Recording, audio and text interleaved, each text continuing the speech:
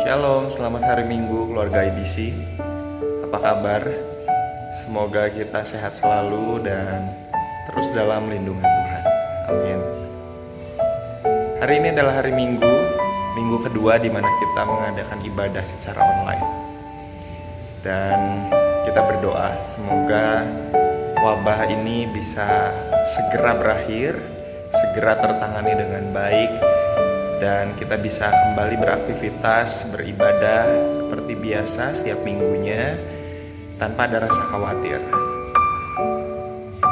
Tidak perlu berlama-lama lagi, silakan cek anggota keluarga Anda apakah sudah lengkap semuanya duduk di ruang keluarga, karena kita akan sama-sama masuk dalam ibadah. Tim worship sudah menyiapkan beberapa buah pujian untuk mengantarkan kita masuk dalam hadirat Tuhan. Selamat beribadah, selamat hari Minggu. Tuhan Yesus memberkati. Shalom keluarga IBC. Mari kita mulai ibadah online kita hari ini. Mari siapkan hati kita dan kita untuk menyerahkan hati dan pikiran kita hanya untuk Tuhan. Walaupun dalam keadaan yang mungkin masih tidak menentu, tapi kita boleh selalu percaya bahwa Tuhan kita adalah Tuhan yang hidup, yang selalu menyertai kita dalam kehidupan kita, dalam setiap langkah kita, dalam setiap nafas kita. Kita mau angkat puji-pujian kita. Tuhan yang hidup.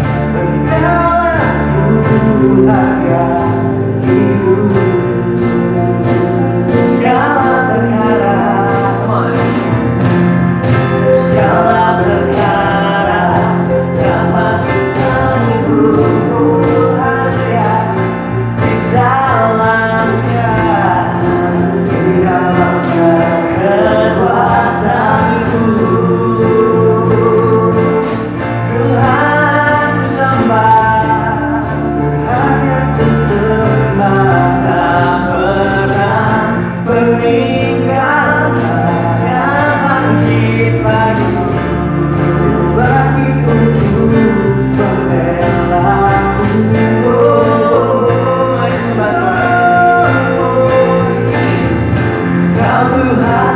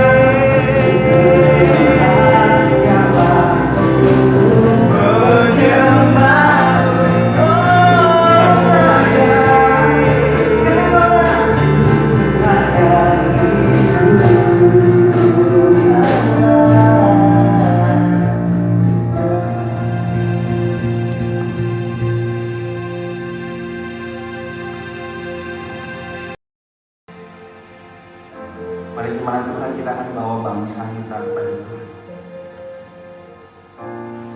Kita bawa negara ini, dunia ini. Karena hanya Tuhan yang berkuasa.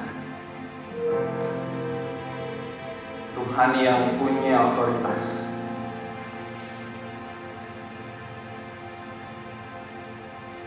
Mari bersatu hati membawa bangsa ini.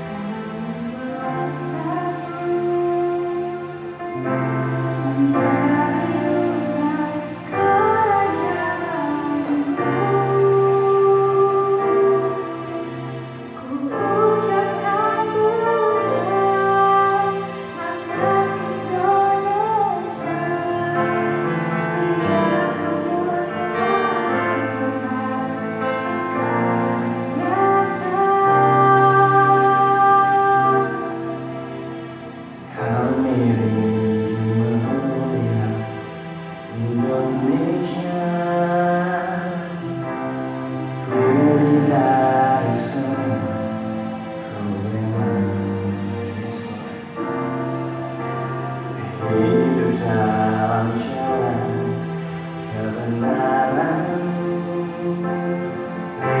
pancarkan terang kemuliaan-Mu.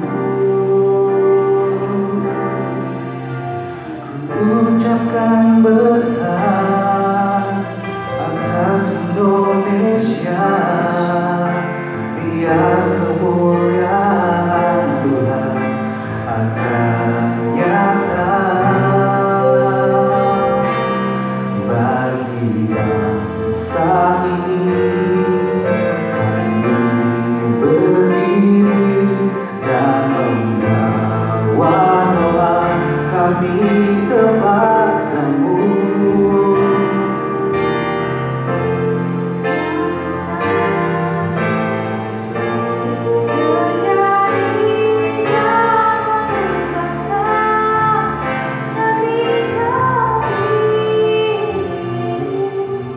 Hanya nama-Mu Tuhan ditinggikan atas seluruh bumi.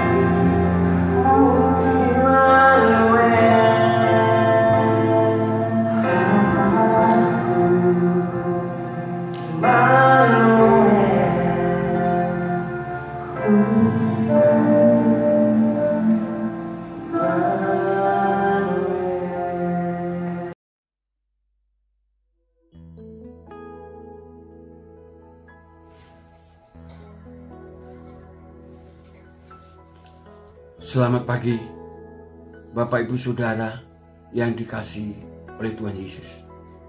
Selamat hari Sabat. Selamat beribadah bersama-sama di rumah kita masing-masing. Walaupun kita tidak ada di dalam satu gedung, tapi kita ada di dalam Tuhan. Kita sehati bersama dengan Kristus. Amin. Amin. Pada pagi hari ini, saya mengajak saudara untuk merenungkan firman Tuhan dari Injil Yohanes pasal 9 ayat 1-4. Saya akan membacakannya. Waktu Yesus sedang lewat, ia melihat seorang yang buta sejak lahirnya. Murid-muridnya bertanya kepadanya, "Rabi, siapakah yang berbuat dosa? Orang ini sendiri atau orang tuanya, sehingga ia dilahirkan buta?" Jawab Yesus, "Bukan dia dan bukan juga orang tuanya, tetapi karena pekerjaan Allah harus dinyatakan di dalam dia." Kita harus mengerjakan pekerjaan Dia yang mengutus aku. Selama masih siang, akan datang malam di mana tidak ada seorang pun yang dapat bekerja. Melalui bacaan firman Tuhan ini, saya memberikan judul khotbah saya adalah Misi Tuhan Yesus Datang ke Dalam Dunia. Apakah misi Yesus datang ke dalam dunia menurut Injil Yohanes pasal 1 ayat 1-4 ini? Misi Yesus adalah untuk menyatakan pekerjaan Allah melalui hidup kita. Sekali lagi, misi Yesus datang ke dalam dunia untuk menyatakan pekerjaan Allah melalui hidup kita. Mari kita perhatikan ayat yang ketiga. Jawab Yesus, "Bukan dia dan bukan juga orang tuanya, tetapi karena pekerjaan Allah harus dinyatakan di dalam dia." Karena pekerjaan Allah harus dinyatakan di dalam dia. Kata pekerjaan Allah dalam bahasa Yunani dapat diterjemahkan dengan dinyatakan, diungkapkan, dijelaskan, diterangkan, disebarluaskan. Jadi, kalau ayat itu saya terjemahkan dengan bebas, maka dapat berbunyi demikian.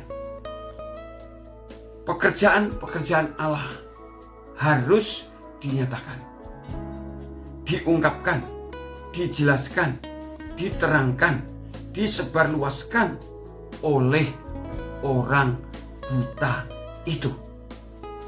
Jadi orang buta sejak lahirnya itu bukan karena dosa orang tuanya dan juga bukan karena dosa orang itu, tetapi supaya orang buta sejak lahirnya itu dapat menyatakan, mengungkapkan, menjelaskan, menerangkan, menyebarluaskan pekerjaan Allah. Dan sungguh luar biasa Bapak Ibu Saudara yang dikasihi Tuhan. Karena orang buta sejak lahirnya itu setelah matanya melek, orang yang buta sejak lahirnya itu dapat menyatakan, mengungkapkan, menjelaskan, menerangkan, menyebarluaskan pekerjaan Tuhan kepada banyak orang, yaitu kepada orang-orang Farisi, kepada orang-orang ahli Taurat, dan banyak orang yang hadir di bait Allah pada waktu itu. Terus sebabnya minggu yang lalu saya sudah menyampaikan khotbah dari kitab Injil Yohanes pasal 9 ini dengan judul Pertumbuhan Iman Orang Buta Sejak Lahirnya. Bahwa orang yang buta sejak lahirnya itu akhirnya dapat menyatakan, mengungkapkan, menjelaskan, menerangkan, menyebarluaskan pekerjaan Tuhan Yesus Kristus dengan bersaksi bahwa Yesus bukan hanya manusia yang dapat menyembuhkan matanya, bahwa Yesus bukan hanya seorang nabi saja, Yesus bukan hanya orang saleh yang melakukan kehendak Allah, tetapi Yesus adalah Tuhan Allah yang menjadi manusia, yang harus disembah, dipuji, dan ditinggikan oleh semua orang. Yesus Kristus sungguh adalah Allah yang menjadi manusia, yang harus disembah, dipuji, ditinggikan oleh setiap bangsa dan suku bangsa di seluruh muka bumi ini, termasuk melalui hidup dan kehidupan saya dan saudara. Yang kedua, mari kita perhatikan ayat yang keempat. Dikatakan kita harus mengerjakan pekerjaan Dia yang mengutus aku. Selama masih siang akan datang malam, di mana tidak ada seorang pun yang dapat bekerja. Bapak, Ibu, Saudara yang dikasihi Tuhan Yesus, kata kita berarti adalah Yesus dan murid-muridnya pada waktu itu dan sekarang, termasuk saya dan saudara. Jadi pekerjaan Tuhan harus dinyatakan, diungkapkan, dijelaskan, diterangkan, dan disebarluaskan. Pertama kali dilakukan oleh Tuhan Yesus Kristus sendiri. Tuhan Yesus Kristus yang juga menyatakan, mengungkapkan, menjelaskan, menerangkan, menyebarluaskan pekerjaan yang dipercayakan oleh Dia, yaitu pekerjaan Allah Bapa. Dari desa ke kota, Yesus terus pergi menyatakan, mengungkapkan, menjelaskan, menerangkan, dan menyebarluaskan ini. Menyebarluaskan pekerjaan Tuhan, pekerjaan yang dipercayakan kepada Yesus, pekerjaan Allah Bapa yang dipercayakan kepada Tuhan Yesus Kristus. Dan setelah Tuhan Yesus bangkit dari antara orang mati, maka pekerjaan itu diserahkan kepada murid-muridnya.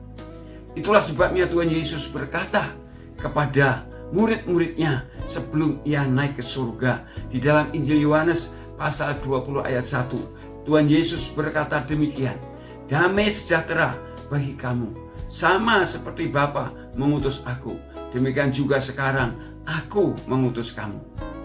Kemudian juga Dia berkata kepada murid-muridnya, "Tetapi kamu akan menerima kuasa kalau Roh Kudus turun ke atas kamu, dan kamu akan menjadi saksiku di Yerusalem dan di seluruh Yudea dan Samaria dan sampai ke ujung bumi." Murid-muridnya harus memberitakan pekerjaan-pekerjaan Allah, pekerjaan Yesus, yaitu memberitakan Injil dari Yudea, dari Yerusalem, sampai kemudian seluruh Yudea, Samaria, dan sampai ke ujung bumi. Itulah sebabnya sebelum Tuhan Yesus naik ke surga juga, Dia mendekati murid-muridnya, dan Dia berkata, "Kepadaku telah diberikan segala kuasa di surga dan di bumi. Karena itu, pergilah, jadikanlah semua bangsa muridku, dan baptislah mereka dalam nama Bapa dan Anak dan Roh Kudus. Dan ajarlah mereka melakukan segala sesuatu yang telah kuperintahkan kepadamu. Dan ketahuilah, aku menyertai kamu senantiasa sampai kepada akhir zaman." Jadi, setelah Yesus naik ke surga, memang benar murid-muridnya lah yang menyebarluaskan pekerjaan Tuhan ini ke seluruh dunia.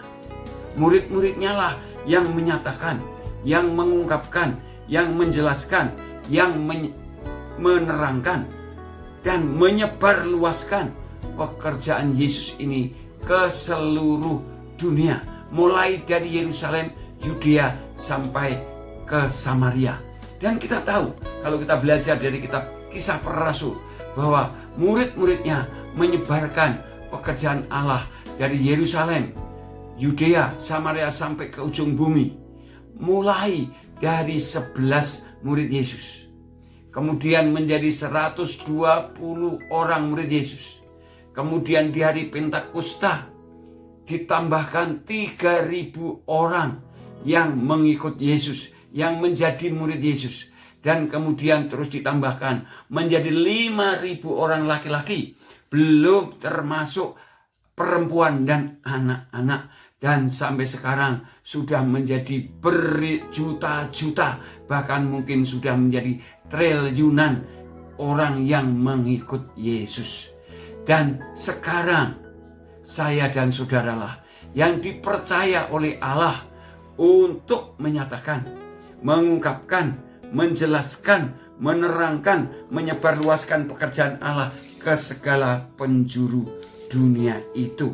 Itulah sebabnya saudara-saudara, sebelum kita dapat menerangkan, dapat menyatakan, dapat menjelaskan, dapat menyebarluaskan pekerjaan Allah ke seluruh dunia ini, kita harus mempersembahkan tubuh kita menjadi persembahan yang hidup, yang kudus dan yang berkenan kepada Allah, seperti yang dianjurkan Rasul Paulus kepada orang-orang Kristen di Roma. Dia berkata, "Karena itu saudara-saudara, demi kemurahan Allah, aku menasihatkan kamu supaya kamu mempersembahkan tubuhmu sebagai persembahan yang hidup, yang kudus dan yang berkenan kepada Allah. Itu adalah ibadahmu yang sejati."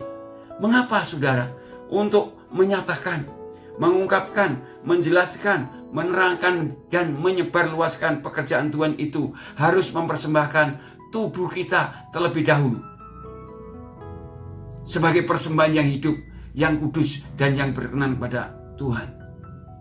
Karena tubuh kitalah yang diberi kepercayaan oleh Allah untuk mengelola harta kekayaan Allah yang ada pada kita, yaitu harta kekayaan yang ada pada kita dimulai dari waktu, tenaga, pikiran atau intelektual kita, sampai kepada dompet kita, sampai kepada uang kita, yaitu uang kita adalah uang Allah yang dipercayakan kepada kita. Untuk itu Bapak Ibu Saudara yang dikasihi Tuhan, saya sebagai seorang hamba Tuhan mendorong saudara supaya saya dan saudara sungguh-sungguh mempersembahkan tubuh kita menjadi persembahan yang hidup, yang kudus dan yang berkenan kepada Allah. Mempersembahkan waktu kita, tenaga kita, pikiran kita dan harta kekayaan yang ada pada kita untuk dapat menyatakan, mengungkapkan, menjelaskan, menerangkan dan menyebarluaskan pekerjaan Tuhan dimulai dari kota Bandung ini. Dan kemudian bagaimana kita bisa menyebarluaskan pekerjaan Tuhan ini ke seluruh Indonesia dan ke seluruh dunia. Itulah sebabnya mari kita berdoa supaya kita juga dipercaya oleh Allah untuk dapat mengutus banyak utusan Injil ini ke seluruh Indonesia, kalau perlu juga sampai ke luar negeri, untuk supaya mereka kita biayai untuk dapat kita biayai dan kita doakan untuk dapat menyatakan, mengungkapkan, menjelaskan, menerangkan, menyebarluaskan pekerjaan Tuhan di mana mereka kita utus. Kiranya firman Tuhan ini sungguh-sungguh memberkati hidup dan kehidupan saya dan saudara, dan semakin mendorong kita hidup untuk bisa dipakai oleh Tuhan. Amin.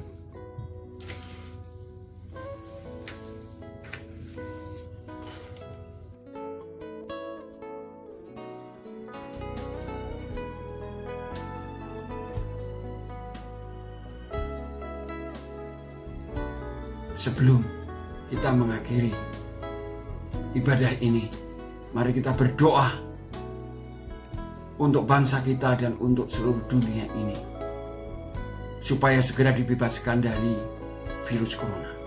Mari kita tunduk kepala.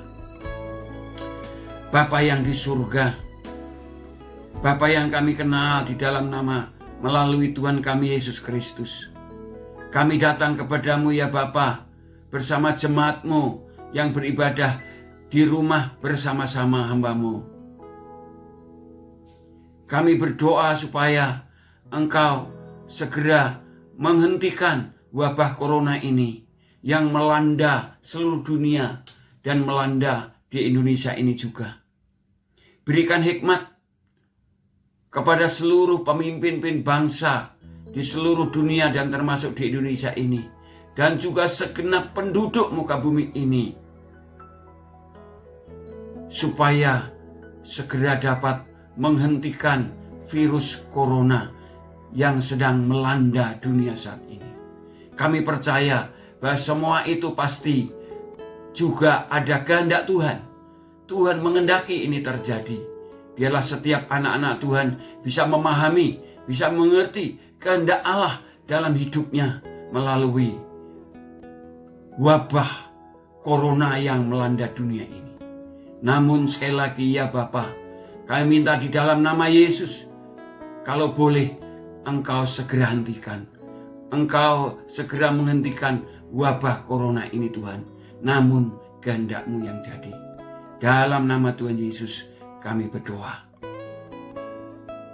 Amin.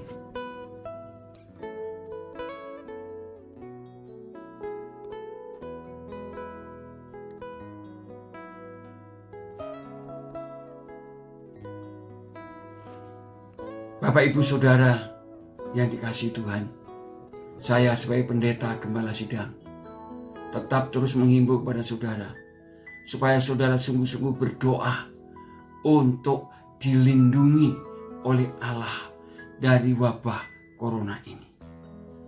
Tapi juga saudara berdoa untuk bangsa, negara, dan seluruh dunia ini supaya wabah corona segera dihentikan.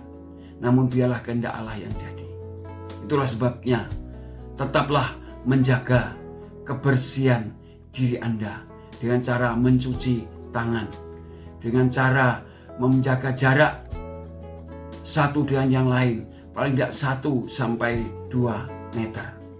Dengan cara menjaga kebersihan rumah kita, dengan cara kita tidak keluar rumah kalau tidak ada keperluan yang sangat mendesak. Dan dengan iman berdoalah supaya Tuhan juga tetap mencukupkan kebutuhan kita walaupun kita terbatas dalam usaha mencari ekonomi. Selamat pagi. Selamat beraktivitas di rumah kita masing-masing. Dan Tuhan memberkati, melindungi kita senantiasa.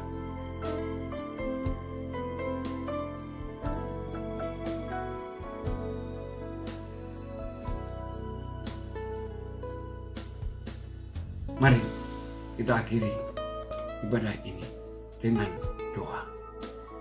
Terima kasih Tuhan, Engkau sudah memimpin ibadah ini dari awal sampai akhir, dan kami berdoa supaya damai sejahtera Allah yang tidak sama dengan dunia memberi nyata dalam kehidupan setiap anak-anak-Mu. Demikian juga kasih dan kuasa Allah yang ada di dalam Tuhan Bapa, Anak dan Roh Kudus menyertai dan memberkati jemaat-Mu dari sekarang sampai selama-lamanya. Amin.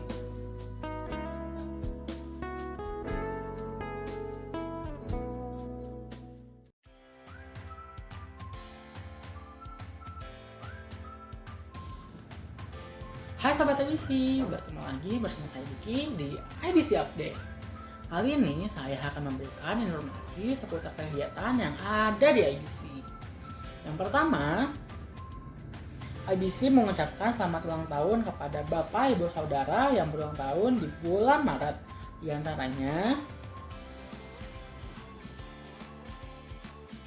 selamat ulang tahun dan kiranya Tuhan Yesus senantiasa memberkati.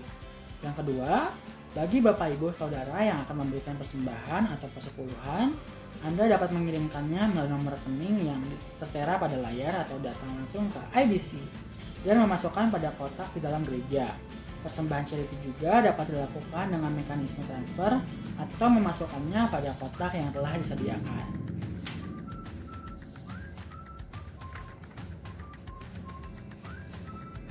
Berikutnya, berkenan dengan wabah corona dan himbauan pemerintah untuk stay at home, kebaktian Padang yang semula direncanakan akan berlangsung pada bulan April ditiadakan. Demikian juga dengan ibadah Jumat Agung dan Paskah akan diadakan secara online.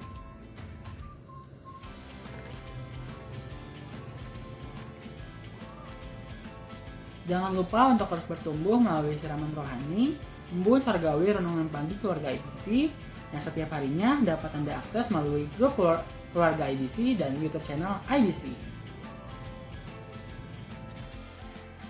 Sobat IBC, itu saja yang dapat saya sampaikan. Terus jaga kesehatan, jaga jarak dari kerumunan, dan tetap tinggal di rumah ya.